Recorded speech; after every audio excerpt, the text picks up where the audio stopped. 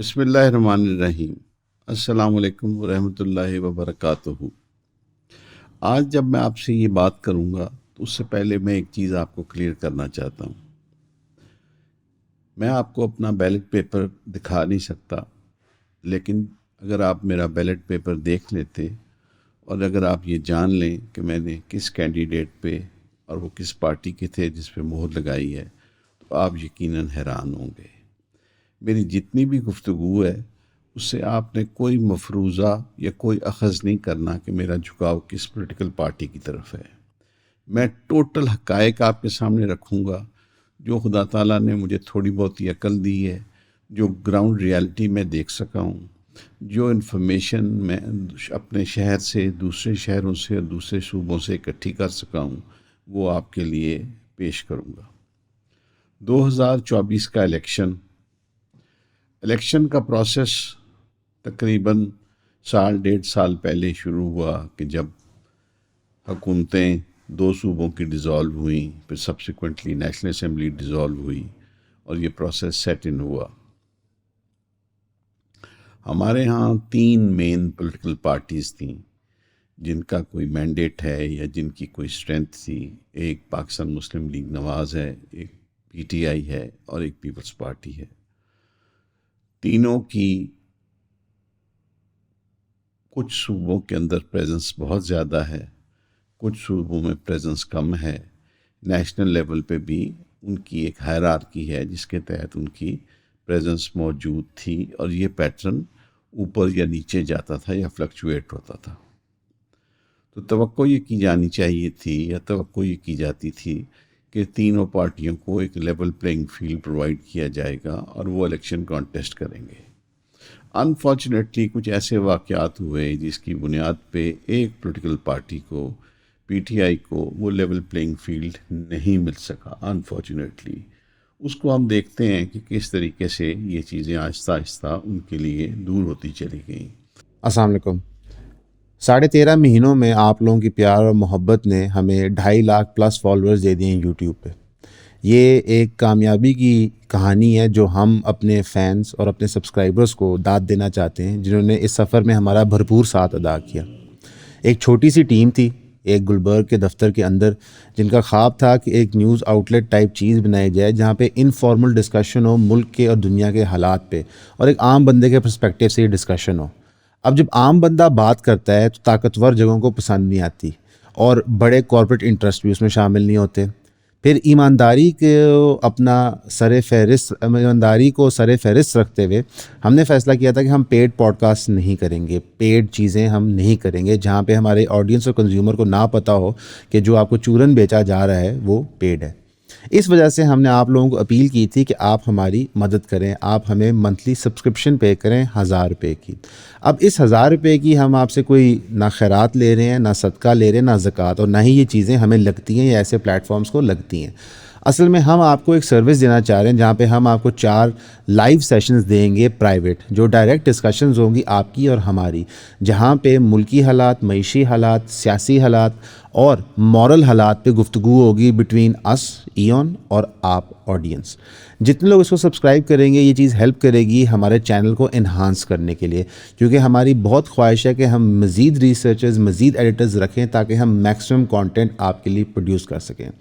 اس citizen journalism کے journey میں ہم دعا گو ہیں کہ آپ ہمارے ساتھ شامل ہوں گے۔ Thank you. سب سے پہلے تو یہ ہوا کہ ان کا جو مین لیڈر تھا جس نے یہ پارٹی کریٹ کی تھی، یہ پارٹی بنائی تھی، جس کو وہ بانی چیئرمین کے نام سے یا قیدی نمبر 804 کے نام سے یا اڈیالہ کے رہائشی کے نام سے آئیڈینٹیفائی کرتے ہیں، یعنی عمران خان صاحب، ان کو پابند سلاسل کر دیا گیا اور وہ مختلف مقدمات میں گرفتار کر لیے گئے اور وہ جیل کے اندر چلے گئے، جس سے ان کو میڈیا کی ایکسیس نہیں رہی گئی، اور ان کے تمام کیسز جو ہیں وہ جیل کے اندر چلائے گئے، جس کے لیے ان کو کوئی ایسی ایکسیس نہیں تھی کہ وہ ایون پیشی پر بھی آتے تو وہ صحافیوں سے بات کر سکتے، اپنا نقطہ نظر پیش کر سکتے۔ اس کے بعد کیا ہوا کہ جو سیکنڈ مین ٹیئر تھی پی ٹی آئی کی، وہ بھی تقریباً تمام گرفتار ہو کے مختلف جیلوں میں مختلف مقدمات میں چلی گئی۔ اس کے بعد جو سیکنڈ ٹیئر تھی وہ بھی مختلف مقدمات کے اندر گرفتار ہو گئی اور جیلوں کے اندر چلی گئی، اور وہ بھی باہر نہیں تھی۔ اس کے باوجود وہ لوگ ایفرٹ کرتے رہے اور اسٹرگل کرتے رہے۔ اس ساری ایفرٹ کے دوران ایک اور جو کام ہوا وہ یہ ہوا کہ پی ٹی آئی کی گورنمنٹ نے اوورسیز پاکستانی کو الیکشنز میں ووٹ کرنے کا جو حق دیا تھا وہ بھی پارلیمنٹ سے اسٹرائک ڈاؤن کرا دیا گیا، اور وہ حق بھی ان سے واپس لے لیا گیا اور چھین لیا گیا، کیونکہ جو دو پارٹیز اس وقت پی ڈی ایم کی گورنمنٹ فارم کر چکی تھی ان کو یہ اندازہ تھا کہ جتنے ایکسپیٹریٹس ہیں ان کی ایک بہت بڑی میجورٹی، میں نہیں کہتا کہ 100%، لیکن ایک بہت بڑی میجورٹی تھی، ان کے دل جو تھے وہ پی ٹی آئی کے ساتھ دھڑکتے تھے۔ وہ ووٹ کا رائٹ بھی لے لیا گیا، اور آہستہ آہستہ پی ٹی آئی کی مشکلات میں اضافہ ہوتا رہا۔ اس کے بعد کیا ہوا کہ الیکشنوں سے بہت پہلے جو 3 کیس تھے، سائفر والا کیس، توشہ خانہ والا کیس اور نکاح والا کیس، تینوں کے فیصلے ہو گئے، اور تینوں میں عمران خان صاحب کو سزا ہو گئی اور جیل کی سزا سنا دی گئی، اور ان کی سینٹنس سٹارٹ ہو گئی۔ یہ بھی ظاہر ہے یہ فیصلے پبلک ہو گئے، اور ان کا بھی ڈیفینیٹلی اثر جو ہے وہ پی ٹی آئی کے ووٹر، سپورٹر اور ورکر پر ہوا۔ اس کے بعد کیا ہوا کہ جب الیکشن اناؤنس ہوئے اس سے تقریباً کچھ عرصہ پہلے سپریم کورٹ میں ایک کیس لگا جس میں یہ ہوا کہ جو پی ٹی آئی کا انٹرا پارٹی الیکشن تھا وہ کچھ ٹھیک نہیں ہوا، اس میں کچھ خامیاں اور کوتاہیاں تھیں جس کو پی ٹی آئی ڈیفینڈ نہیں کر سکی، اور سپریم کورٹ نے فیصلہ دیا کہ یہ الیکشن نل اینڈ وائڈ ہے، آپ اس الیکشن کو دوبارہ کرائیے، لہٰذا آپ کا جو پارٹی سمبل ہے، جو بیٹ آپ کا پارٹی سمبل ہے، وہ آپ سے ہم واپس لے لیتے ہیں۔ یہ ایک اور بہت بڑا سیٹ بیک تھا جو پی ٹی آئی نے فیس کیا، کیونکہ پاکستان کے جو 12 کروڑ 80 لاکھ ووٹر ہیں اس میں سے تقریباً 40% جو ہیں وہ ناخواندہ ہیں، جو پڑھ لکھ نہیں سکتے، تو وہ سمبل سے ہی آئیڈینٹیفائی کر سکتے ہیں۔ ان کے لیے بڑا مشکل ہے کہ بیلٹ پیپر پہ وہ پڑھیں کہ اس کینڈیڈیٹ کا نام یاسمین راشد ہے یا عمران خان ہے یا اس کا نام زید بکر حارث ہے۔ اگر دوسری طرف بیٹ کا سمبل ہے تو ان کو پتہ لگ جاتا تھا کہ یہ ہمارا پی ٹی اے کا کینڈیڈیٹ ہے، ہم نے اس کو ووٹ دینا ہے۔ تو جب سمبل ان سے لے لیا گیا اور الیکشن پہ ان کے کینڈیڈیٹس کو مختلف قسم کے سمبل دیے گئے، جس میں پیالہ، چارپائی، صندوق، بندوق، مختلف سبزیاں، مختلف پھل، مختلف الفابیٹس تھے، تو ان کے لیے الیکشن لڑنا اور بھی مشکل ہو گیا، اور پوٹینشیل ووٹرز اور سپورٹرز کے لیے ان کی شناخت اور بھی مشکل ہو گئی۔ اب ہم آتے ہیں جب الیکشن پروسیس سٹارٹ ہوا تو اس وقت جو کینڈیڈیٹس نے جب نامینیشن پیپرز فائل کرنے ہوتے ہیں تو اس وقت دوبارہ پکڑ دھکڑ کا عمل شروع ہوا، اور ان کینڈیڈیٹس کو جگہ جگہ پہ مختلف صوبوں میں اور شہروں میں پیپر فائل کرنے سے روکا گیا اور گرفتار کر لیا گیا، یا ان کے لیے مشکلات کریٹ کی گئیں۔ کچھ سرفروش تھے جو سروں پہ کفن باندھ کے مار پیٹ کے اس پروسیس سے گزرتے ہوئے آر او کے آفس تک پہنچ گئے، اور وہاں پہ جا کے انہوں نے اپنے نامینیشن پیپرز فائل کر دیے، اور جب انہوں نے نامینیشن پیپرز فائل کر دیے تو پھر ان کے نامینیشن پیپرز اسکروٹنی کے دوران ریجیکٹ کر دیے گئے۔ ایک لارج میجورٹی اس ریجیکشن کو لے کے ٹریبیونل کے اندر ہائی کورٹس میں پہنچی، وہاں سے ان کے پیپرز جو تھے وہ بحال ہو گئے، بیکاز میجورٹی جو مجھے اتفاق ہوا وہ کیسز کو فالو کرنے کا اور دیکھنے کا کہ وہ بڑی فریولس، بڑی بے وقوفانہ ان کے اوپر آبجیکشنز لگائے گئے۔ ہائی کورٹس نے آلموسٹ سب کو بحال کر دیا گیا۔ اس فیصلے کے اگینسٹ تمام آروز جو تھے وہ چلے گئے الیکشن کے بینچ کے سامنے جو 3 رکنی ججوں پر مشتمل ہوتا ہے، اور انہوں نے ٹریبیونل کے فیصلے چیلنج کر دیے۔ وہاں سے بھی بہت سارے لوگ جو تھے وہ بحال رہے، مینٹین رہے، اور جو وہاں سے ریجیکٹ ہوئے ان کے لیے لوگوں کو سپریم کورٹ جانا پڑا۔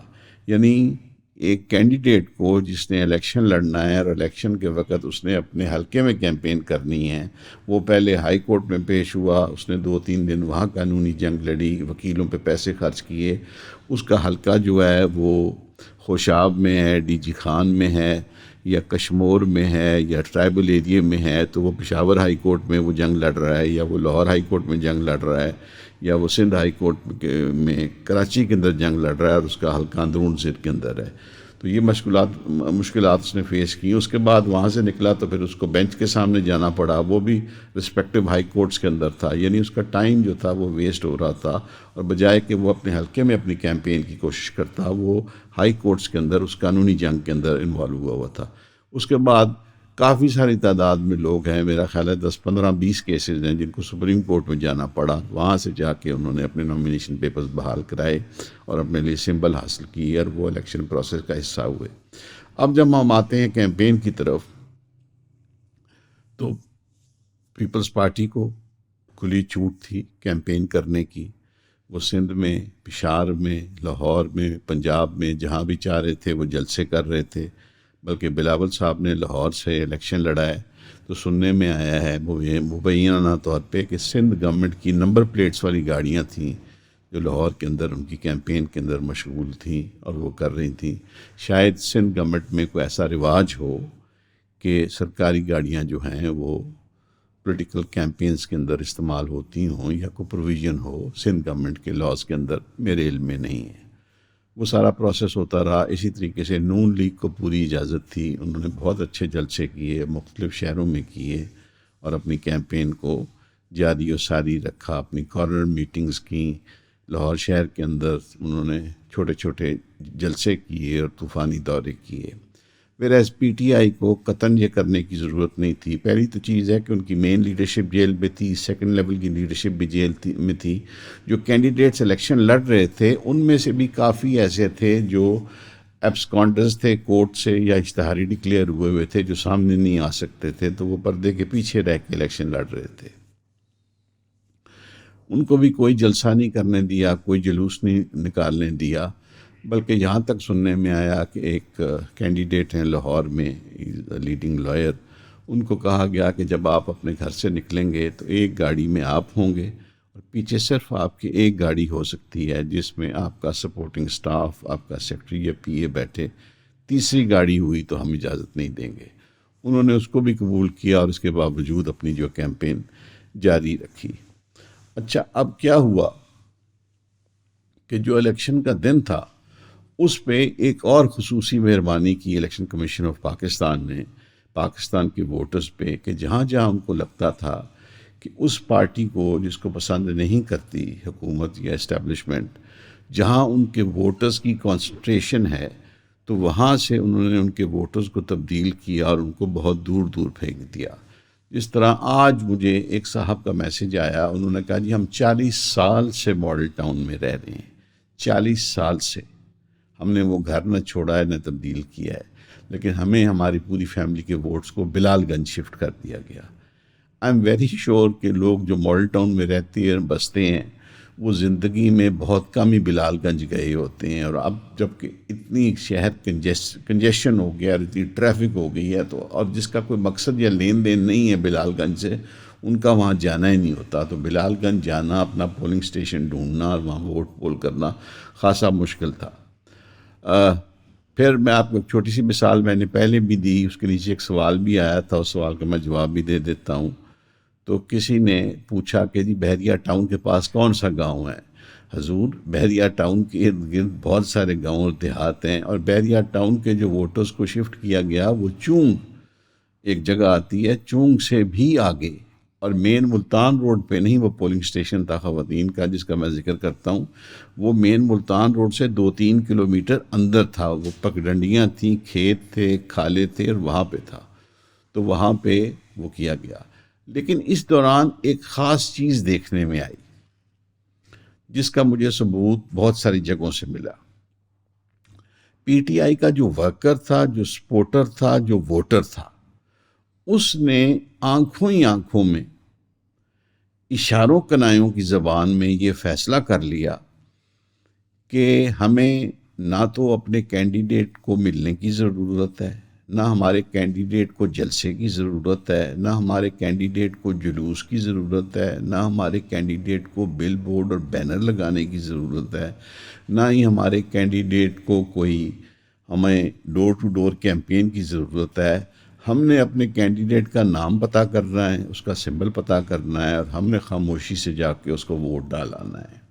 انہوں نے حکمت عملی کیا کی، یہ اکراس دا بورڈ یہ انہوں نے فیصلہ کیا۔ انہوں نے حکمت عملی کیا کی، مطلب مجھے گجرات سے فیڈ بیک ملا، جو ہمارے چودھری صاحبان کا سٹرانگ ہولڈ ہے، وہاں ان کے کیمپ سے مجھے یہ خبر ملی کہ وہ کہتے ہیں جی چودھری صاحبان کے کیمپ جو رن کر رہے تھے لوگ، وہ کہتے ہیں جی کہ ہمارے پاس ووٹر آتے تھے، وہاں سے کھانا کھاتے تھے، اپنی ووٹ بنواتے تھے، اور جاتے ہوئے کہتے تھے کہ یار تسی چوہدری صاحب نو وڈے چوہدری صاحب نو دسنا ہے کہ اسی ووٹ پان آئے سا، یار پلیز میرا نام دسنا، میں فلانے پنڈوں آیا، میں فلانی گلی تو آیا، میں فلانے محلے تو آیا، میں فلانی دکان تو آیا، میرا چوہدری صاحب نو سلام بھی دینا تو بڑے یاد آندے نے، انشاءاللہ میں خدمت وچ حاضری بھی دیاں گا۔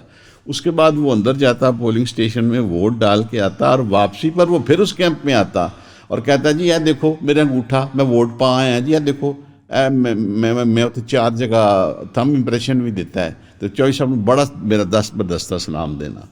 وہ کہتے ہیں جو وہاں پہ کیمپس مینیج کر رہے تھے کہ ہم بڑے خوش کے نہیں، دھڑا دھڑ دیگیں چل رہی ہیں ہماری، اور دھڑا دھڑ لوگ پرچیاں بنوا رہے ہیں، لیکن جب بکسے کھلے، جب ڈبے کھلے، تو اس کے برعکس الٹ تھا۔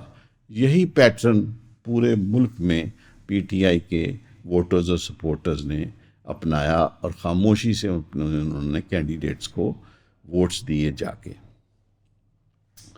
اب کیا ہوا کہ اب جو ایک شک پڑ رہا ہے، جو ایک لگ رہا ہے، پی ٹی آئی کلیم کر رہی ہے کہ 40 سے 50 ان کی نیشنل اسمبلی کی سیٹس ہیں جو انڈر ڈسپیوٹ ہیں، جو انڈر شیڈوز ہیں، جو اس وقت مختلف کورٹس کے اندر لوگ پہنچے ہوئے ہیں، جو کلیم یہ کر رہے ہیں، وہ وہی کہانی جو میں نے آپ کو کل بھی سمجھائی تھی، فارم 45 اور فارم 47 والی، وہ آج انہوں نے ویب سائٹس پہ اپلوڈ کر دیے ہیں۔ فارم 45 پورے نیشنل اسمبلی کے حلقوں کے اپنے کینڈیڈیٹس کے، اور اس میں سے واضح طور پہ آپ دیکھ سکتے ہیں کہ کن کن حلقوں میں ان کو برتری ہے۔ اب فارم 45 ایک حلقے کے تمام پولنگ سٹیشنز کا انڈیپینڈنٹ رزلٹ ہوتا ہے، یعنی ایک حلقے کے پولنگ سٹیشن اگر 340 ہیں ایک نیشنل اسمبلی کے، تو 340 فارم 45 ہوں گے۔ فارم 47 ایک ہی ہوگا، ان 340 کا جو ٹوٹل ہے وہ فارم 47 ہوگا۔ اب یہ کیسے ہو سکتا ہے کہ فارم 47 میں اگر تحریک لبیک کے ہم سارے ٹوٹل کرتے ہیں تو 12,000 ووٹ بنتے ہیں، اور فارم 47 میں پتہ لگتا ہے جی کہ ان کے 2,000 ووٹ ہیں۔ جب فارم 45 میں اگر ایک ایم این اے کے الیکشن میں، نیشنل اسمبلی کے الیکشن میں، اگر ایک پی ٹی آئی کے کینڈیڈیٹ 50,000 ووٹوں کی لیڈ سے جیت چکا ہے، تو وہ پھر فارم 47 میں کیسے 6,000 کی لیڈ سے ہار سکتا ہے؟ تو یہ بالکل بڑی سمپل انڈرسٹینڈنگ ہے، اور سمپل میتھس کے کیسز ہیں جو ہوئے ہیں، اور پی ٹی آئی کلیم کر رہی ہے کہ 40 سے 50 سیٹس میں ان کے ساتھ یہ پرابلم اور دقت ہوئی ہے۔ جو سیٹس وہ کلیم کر رہے ہیں، جن پہ وہ شکوہ کر رہے ہیں، جن پہ وہ گلہ کر رہے ہیں، اس میں ایسی سیٹس ہیں جس میں میاں نواز شریف صاحب کی ہے، مریم بی بی کی ہے، حمزہ شہباز صاحب کی ہے، اون چودھری صاحب کی ہے، عبدالعلیم خان کی ہے، یوسف رضا گیلانی صاحب کی ہے، شوکت بسرہ صاحب کی ہے۔ کراچی میں جتنی ایم کیو ایم نے سیٹ جیتی ہیں ساری انڈر شیڈو اور انڈر ڈاؤٹ ہیں۔ جماعت اسلامی سب سیٹس پہ کلیم کر رہی ہے کہ جی ہم نے وہ سیٹس اوورویلمنگ میجورٹی سے جیتی ہیں۔ اچھا، اب اس دفعہ ایک نیا ٹرینڈ سامنے آیا ہے لوگوں کی فرسٹریشن کا، کینڈیڈیٹس کی فرسٹریشن کا۔ ایک طرف ہم دیکھتے ہیں کہ سیالکوٹ میں جو ریحانہ ڈار صاحبہ ہیں، جن کو مادر سیالکوٹ کا خطاب ملا ہے، وہ قرآن شریف کے اوپر حلف دیتی ہیں اور اپنے فارم 45 رکھ کے کہ میں الیکشن جیت چکی ہوں، یعنی انہوں نے معاملہ خدا کی عدالت میں پیش کر دیا ہے۔ دوسری طرف شوکت بسرہ صاحب کی ایک ویڈیو وائرل ہو رہی ہے جس پہ وہ کہتے ہیں کہ جی میں بھی مسجد جانے کو تیار ہوں، میں بھی قرآن شریف اٹھاؤں گا، ٹھیک ہے جی۔ اور آرو صاحب یا میرے مخالف جو جیتا ہے وہ بھی قرآن شریف اٹھا دے کہ جناب میں الیکشن جیت گیا ہوں تو میں اپنا سارا کلیم وڈرا کر لوں گا۔ انہوں نے نہایت آسان کر دیا ہے اپنے مد مقابل کے لیے۔ کیوں؟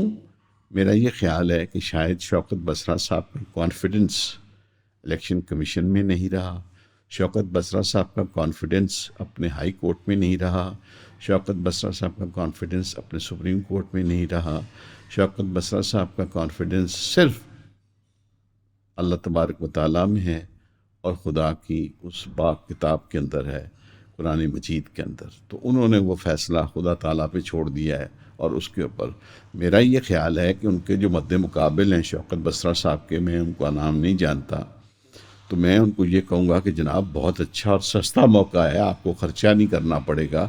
اگر شوکت بسرا صاحب ہائی کورٹ جاتے ہیں، الیکشن کمیشن جاتے ہیں، سپریم کورٹ جاتے ہیں، تو آپ کو بھی کوئی نامی گرامی وکیل کرنا پڑے گا، جو آج کل وکیل سر 20-25 لاکھ 30 لاکھ سے کم نہیں لیتے، تو بجائے کہ وہ خرچہ ہو، انہوں نے آپ کے لیے آسان کر دیا ہے۔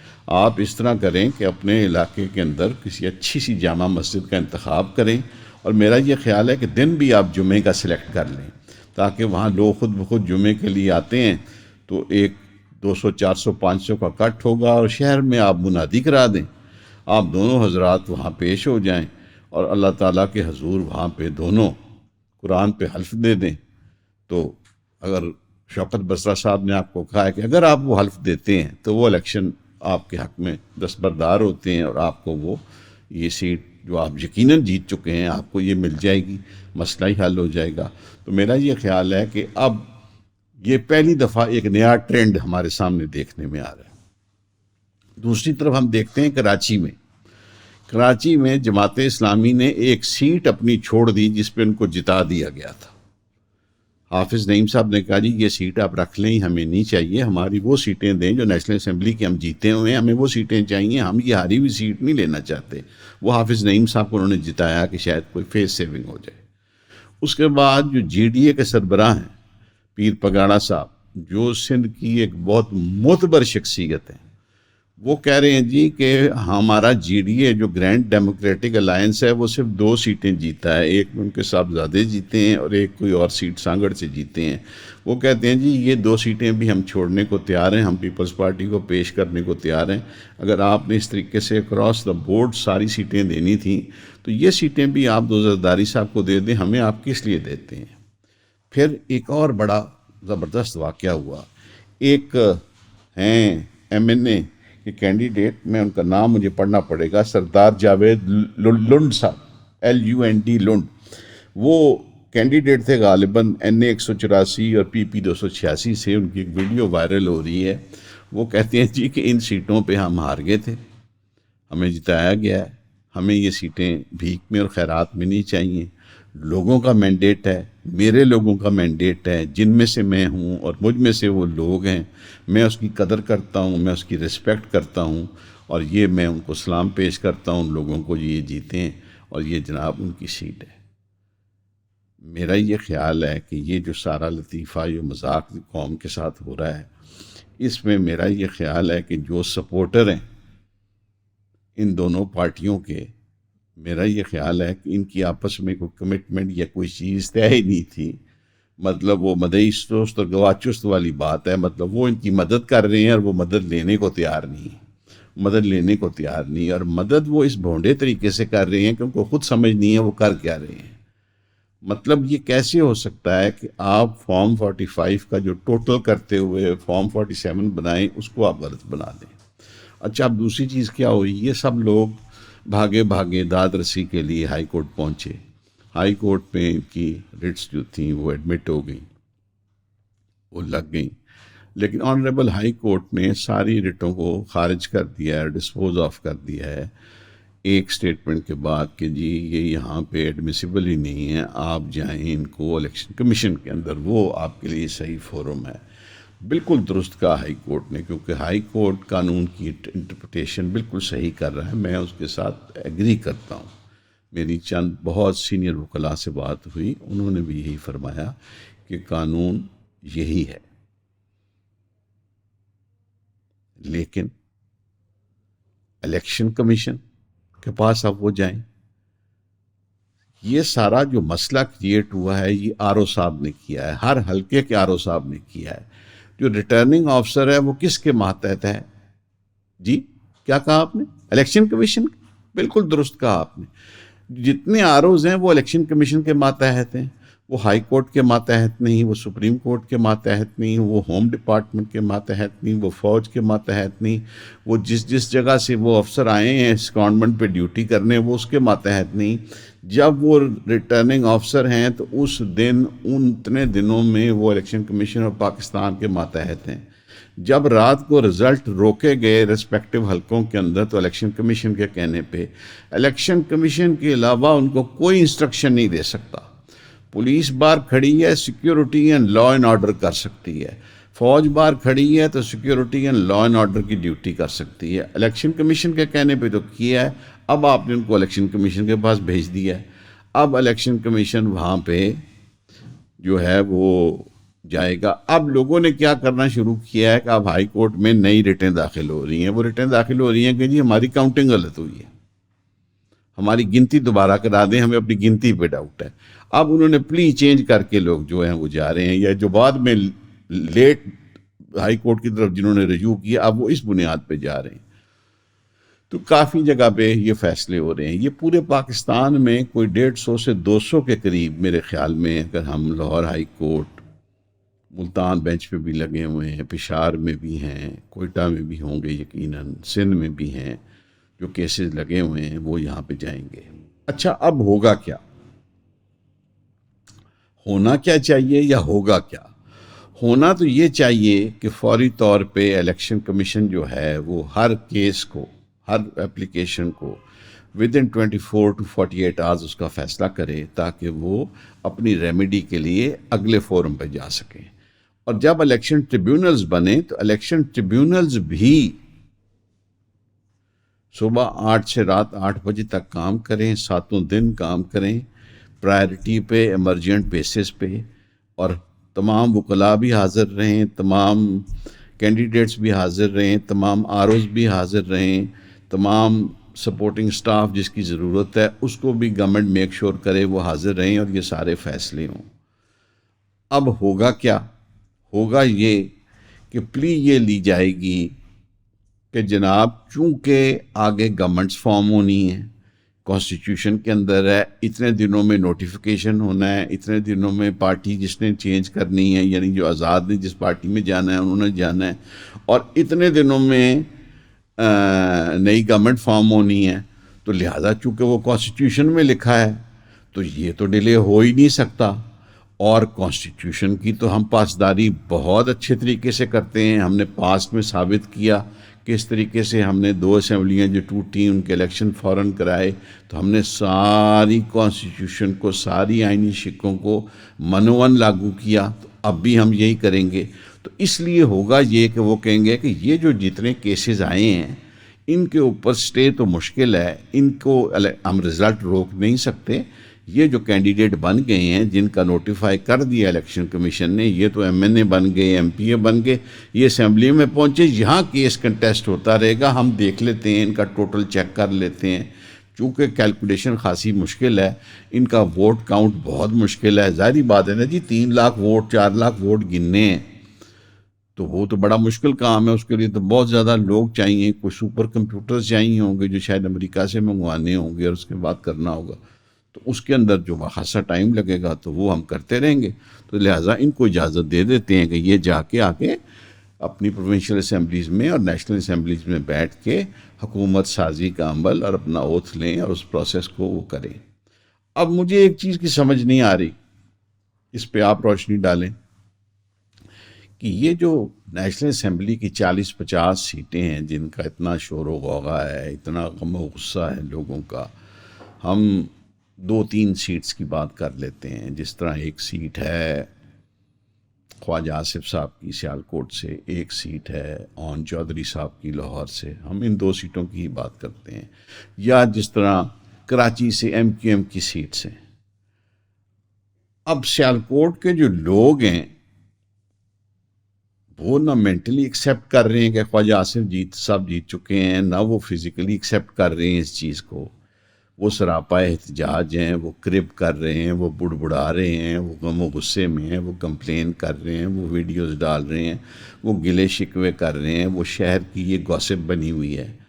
اب کس منہ سے خواجہ آصف صاحب جا کے اسمبلی میں حلف لیں گے اور حلف لے کے وہ وہاں ایم این اے بنیں گے، اور پھر گورنمنٹ اگر نون لیگ کی بنتی ہے تو کوئی وزیر مشیر بنیں گے، اور وہ سیالکوٹ کیا کرنے آئیں گے؟ سیالکوٹ ان کو کبھی ویلکم ہی نہیں کرے گا، کبھی ان کو وہ رسپیکٹ ہی نہیں دے گا، وہ ڈگنیٹی نہیں دے گا۔ اسی طریقے سے مجھے بتائیں کہ اون چودھری صاحب کس طریقے سے جا کے اپنے حلقے میں گھومیں گے اور لوگوں سے پوچھیں گے، یا کسی کے جنازے میں پہنچیں گے، یا کسی کی شادی میں پہنچیں گے، یا کسی بڑے ایونٹ پہ پہنچیں گے، یا کچھ انوگریٹ کریں گے، یا وہاں پہ سڑکوں کا کام کرائیں گے، یہاں پہ ان کے مسائل حل کریں گے، یا وہ کریں گے؟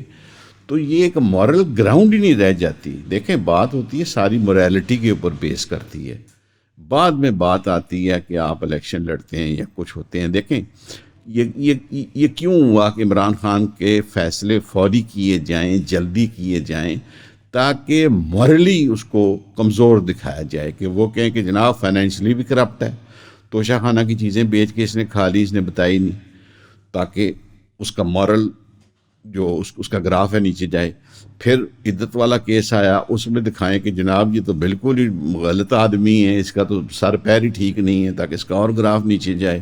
ساتھ ہی سائفر والا کیس دکھایا کہ وہ یہ تو اسٹیٹ سیکرٹس نہیں رکھ سکتا اپنے پاس، اس کو تو پتہ ہی نہیں ہے کہ گورنمنٹ کیسے چلاتے ہیں۔ اتنا امپورٹنٹ ڈاکومنٹ تھا، اتنی امپورٹنٹ تھریٹ آئی ہوئی تھی امریکہ کی طرف سے، اس کو تو اکیلے اس تھریٹ کو ابزارو کرنا چاہیے تھا، پروسیس کرنا چاہیے تھا، اور اس کو رسپونڈ کرتا۔ اس نے پاکستان کی عوام کو کانفیڈنس میں لے لیا کہ بھائی ایک اور ساورن ملک کو تھریٹ دے رہا ہے کہ بھائی تم نے اس طرح نہ کیا یا یوں نہ کیا تو ہم تمہیں معاف نہیں کریں گے، یا تمہیں تنگ کریں گے، یا تمہیں پریشان کریں گے۔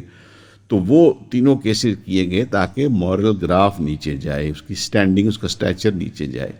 تو اسی طریقے سے یہ جو 40-50 لوگ ہیں یہ نہیں سمجھتے۔ میں تو سمجھتا ہوں کہ لنڈ صاحب کی اس ویڈیو کے بعد کوئی مورل گراؤنڈ رہ ہی نہیں گئی ان کی۔ جی ڈی اے کے پیر پگاڑا صاحب کے بیان کے بعد کہ یہ 2 سیٹیں بھی آپ لے لیں، جماعت اسلامی کے حافظ نعیم صاحب کے پاس یہ انہوں نے کہا جی یہ سیٹیں بھی آپ اپنی لے لیں۔ اور دوسری چیز آپ ایک دیکھ رہے ہیں، پاپولیرٹی ایک شخص کی، میرے اس کو پسند یا ناپسند کرنے سے فرق نہیں پڑتا، لیکن سوال یہ پیدا ہوتا ہے کہ 12,80,00,000 میں سے کتنی میجورٹی اس کو پسند کرتی ہے۔ مطلب آپ نے دیکھ لیا کہ جس نے اس کو چھوڑا اس کا کچھ نہیں بچا، وہ تاریخ کا حصہ بن گیا، وہ گمنامی کے اندر چلا گیا۔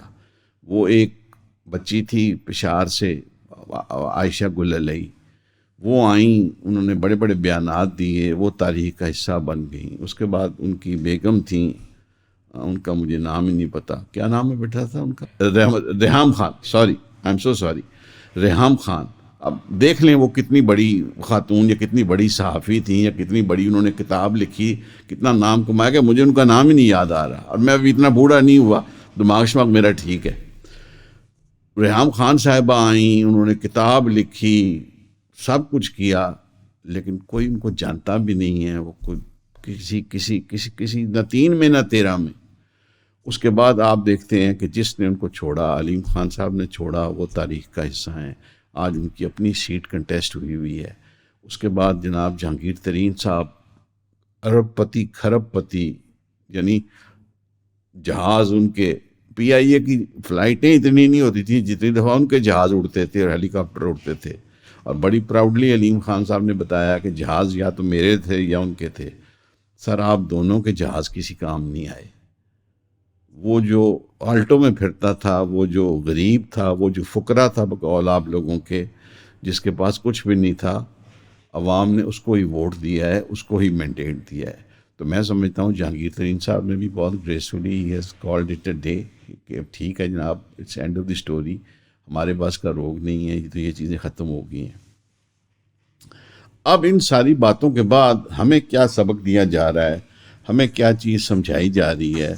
ہمیں یہ کہا جا رہا ہے کہ جناب وہ بڑا ضروری ہے، گورنمنٹ فارم ہونی ہے، جلدی کرو، گورنمنٹ فارم ہونی ہے، بہت جلدی کرو۔ بات یہ ہے کہ اب ایک جو بڑا امپورٹنٹ فارمولا سامنے آ رہا ہے، وہ آ رہا ہے 3-2 کا۔ اب دیکھ لیں آپ لوگوں کی خاطر ہمارے پالیٹیشنز کتنی محنت کر رہے ہیں،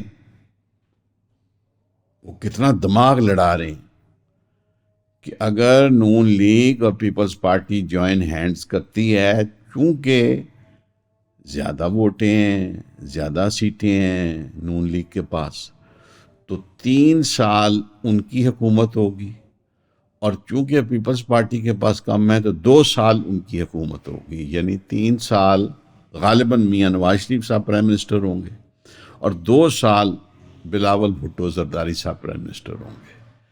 ایک ویسے آپشن یہ بھی آ رہی ہے کہ وہ صبح اور شام میں اس کو تبدیل کر لیں، ایک صبح ہو جائے اور ایک شام کو ہو جائے پرائم منسٹر۔ بات یہ ہے جی کہ یہ پھر وہی پی ڈی ایم والی گورنمنٹ بننی ہے، وہ جو پچھلے 16-18 مہینے ہم نے فیس کی ہے۔ نواز شریف صاحب کی مجبوری ہونی ہے کہ پیپلز پارٹی نے کہنا ہے جی کہ 25-30 ہمارے منسٹر بیچ میں رکھو تاکہ ہم آپ کی نگرانی کر سکیں۔ اس کے بعد انہوں نے اپنے 25-30 لوگوں کو اکاموڈیٹ کرنا ہے، پھر یہ جو وہ آزاد والوں کو توڑنے کی کوشش کر رہے ہیں ان کو وزیر مشیر بنانا ہے، ایڈوائزر بنانا ہے، تو یہ 60-70 کی پھر وہ ٹیم بنے گی جس میں کچھ ایسے وزیر ہوں گے جن کو پتہ ہی نہیں ہوگا کہ وہ کس لیے وزیر بے محکمہ ہوں گے۔ سیم ہوگا کہ جب پیپلز پارٹی کا دور آئے گا تو پیپلز پارٹی کا جب دور آئے گا تو وہ بھی پھر نون لیگ والے کہیں گے جی 25-30-40 بندے ہمارے وزیر رکھو تاکہ ہم تم پہ نگرانی کر سکیں۔ تو یہ طریقہ کار، یہ فارمولہ آپ کے ساتھ بنایا جا رہا ہے۔ اچھا اب مجھے بتائیں، یہ کہہ رہے ہیں جی کہ جلدی کریں، یہ گورنمنٹ بنانی ہے معیشت بچانے کے لیے۔ اب معیشت کیا ہوتی ہے؟ اکانومی چلتی ہے 25 کروڑ لوگوں کے اوپر۔ نہ تو اسٹیٹ بینک نے نوٹ چھاپ کے اکانومی چلانی ہے، وہ تو ایک غلط پریکٹس ہوتی ہے، نہ ہی آپ نے باہر سے اور ڈالر منگانے یا چلانا ہے۔ بات یہ ہے کہ ان 25 کروڑ عوام نے ملک کے اندر پروڈیوس کرنا ہے، ملک کے اندر کام کرنا ہے، ملک کے اندر ریونیو جنریٹ کرنا ہے، اپنے ٹیکسز دینے ہیں، سب کچھ دینا ہے۔ بات یہ ہے کہ کوئی آدمی، ابھی یہ ایک عام ایک منترا ہے، ایک بار ایک شپیل ہے دی جا رہی ہے کہ دیکھیں جی بہت لوگ ملک چھوڑ کے جا رہے ہیں، فلائٹ آف کیپٹل ہو رہی ہے، پیسہ باہر جا رہا ہے۔ حقیقتاً بہت لوگ جا رہے ہیں جو دبئی میں پیسہ شفٹ کر رہے ہیں، کاروبار شفٹ کر رہے ہیں، ٹرکی لوگ جا رہے ہیں، ملیشیا ہاٹ سپاٹ بنا ہوا ہے، اور اوورال ایک نیا ٹرینڈ بھی دنیا میں آیا کہ ہر ملک نے اپنے آپ کو اوپن کیا ہے۔ مطلب سعودی عربیہ جیسا ملک ہے جو اپنے آپ کو اوپن کر رہا ہے، جہاں پہ عمرہ ویزا لینا بڑا مشکل ہوا کرتا تھا، وہ اب ایک قسم کا بانٹ رہے ہیں کہ اگر آپ کا برطانیہ کا ویزا لگا ہوا ہے تو آپ کا ایک ہی آن لائن درخواست پہ 1 سال کا عمرہ ویزا لگ جائے گا کہ سال میں جب مرضی آپ آؤ جاؤ۔ تو every country is opening up کہ جی ٹورزم بھی ہو، پروموشن بھی ہو۔ ظاہر ہے جو بندہ آتا ہے وہ $10-20 ہزار لے کے آتا ہے، خرچ کرتا ہے، تو اس ملک کی اکانومی گرو کرتی ہے۔ یہ چیز صرف نہیں ہو رہی تو آپ کے ملک کے پاکستان میں۔ اچھا جی وہ جا رہے ہیں تو آپ دیکھیں گے یہ سب سے زیادہ کس دور میں ہوا۔ میں آپ کو یہ گارنٹی دیتا ہوں کہ جب پیپلز پارٹی کی دور حکومت تھا کوئی ملک سے لوگ باہر نہیں جا رہے تھے، صرف یہ بہت عمرا جو تھے یہ باہر جاتے تھے گھومنے پھرنے کے لیے چھٹیوں میں۔ میں اور آپ مری سوات کا غان ناران، اس سے آگے ہماری دوڑ نہیں تھی۔ اس کے بعد جناب نون لیگ کا دور آیا، فیکٹریاں لگیں، انڈسٹریاں لگیں، کاروبار ہوئے، ریئل اسٹیٹ کی مارکیٹ کو بوم ملا، ٹھیک ہے جی، کاروں کی مارکیٹس کو بوم ملا، کاروبار ہوئے یہاں پہ۔ پی ٹی آئی کی گورنمنٹ آئی، ٹیکسٹائل ملوں کے پاس فلی بکڈ، 1 سال کے آرڈرز، 2 سال کے آرڈرز، ڈالر ہر مہینے جو باہر سے ریمیٹنس آ رہی تھی وہ انکریز ہو رہی تھی۔ جو 80-90 لاکھ باہر پاکستانی تھے ان کا دل یہاں دھڑکتا تھا، رہتے وہ باہر میں تھے، یعنی وہ سارا وقت یہاں پہ جناب کو باہر سے وفد آ رہا ہے، کوئی ڈیلیگیشن آ رہا ہے، کیا آ رہا ہے، یہاں سی پیک کا رولا بڑا ہوا تھا اور پورا ملک جو تھا وہ بوم کر رہا تھا۔ اب یہ جو پی ڈی ایم کا دور تھا، جب آپ نے ایک منتخب حکومت کو ہٹایا غیر روایتی طریقے سے اور یہ گورنمنٹ آپ لے کے آئے، میکسیمم فلائٹ آف کیپٹل تب ہوئی۔ آپ سٹیٹسٹکس نکالیں، آپ کو پتہ ہے جی کہ پچھلے 2-4-6-8 ماہ میں کچھ 14 لاکھ بچے بچیوں نے کریکٹر سرٹیفکیٹ لیا ہے پولیس سے۔ یہ باہر نوکریاں اپلائی کرنے کے لیے وہ لینا ہوتا ہے کریکٹر سرٹیفکیٹ۔ اچھا اب اس کے 2 پہلو ہیں۔ ایک تو آپ یہ کہیں جی کہ بڑا اچھا ہے جی کہ بچے باہر جا رہے ہیں، یہ باہر جائیں گے تو ڈالر بھیجیں گے. یہ کوئی خوشی سے نہیں جا رہے، یہ بادل ناخواستہ جا رہے ہیں، کیونکہ یہاں پہ دفاتر بند ہو رہے ہیں، کاروبار بند ہو رہے ہیں، فیکٹریاں بند ہو رہی ہیں، چیزیں شرنک کر رہی ہیں، تو اب ان کے پاس کام نہیں ہے تو انہوں نے باہر جانا ہے نا. ہاں یہ ایک اور چیز ہے کہ جب وہ باہر جائیں گے تو ان کو اگر اپنے ملک سے محبت ہوگی یا انٹرسٹ ہوگا یا پیار ہوگا، مطلب آپ ان کو ووٹنگ رائٹ تو دیتے نہیں ہیں، مطلب ان کو یہ حق ہے. آپ کتنی پراؤڈلی کہتے ہیں نا جی کہ باہر سے پیسہ آتا ہے تو ملک چلتا ہے، یعنی آپ کو ان کا پیسہ چاہیے لیکن آپ ان کو حق رائے دہی نہیں دینا چاہتے. جب آپ اس طرح کے سرکمسٹانسز کریٹ کرتے ہیں نا، کہتے ہیں money is more shy than a woman. Whenever there is threat money goes back into the pockets. یہ بات ذرا سمجھنے والی ہے کہ جس طرح عورت شرمیلی ہوتی ہے نا، اسی طرح پیسہ بھی شرمیلا ہوتا ہے. پیسہ تب نکلتا ہے، پھلتا پھولتا ہے. پاکستان کے اندر اربوں کھربوں ڈالر کی بلیک اکانومی ہے. وہ پیسہ اس وقت لوگوں کی درازوں میں ہے، کافرز کے اندر ہے، یا بیرون ملک جانے کے لیے تیار ہے یا جا رہا ہے. وہ پیسہ باہر نکلے گا اس وقت جب لوگوں کو کانفیڈنس ہوگا، اعتماد ہوگا. اب اگر 12 کروڑ 80 لاکھ میں سے کوئی 6 ساڑھے 6 کروڑ نے ووٹ ڈالا ہے، تو اس میں سے اگر 2 ڈھائی کروڑ نے جدھر ووٹ ڈالا ہے، ان کے ووٹ جس کو ڈالا ہے اس کو اگر ریپرزنٹیشن ہی نہیں مل سکتی تو اس کا کانفیڈنس مضبوط ہوگا اپنے حلقے میں، اپنے ملک میں، اپنے صوبے میں، اپنے شہر میں، یا اس کا کانفیڈنس کمزور ہوگا؟ آپ یہ غلط میسج دے دیں. کراچی شہر، اس کا پوٹینشل تو کبھی ہم نے فیدم کیا ہی نہیں نا. کراچی کا پوٹینشل کیا ہے؟ آپ کو میں ایک چیز بات بتاؤں.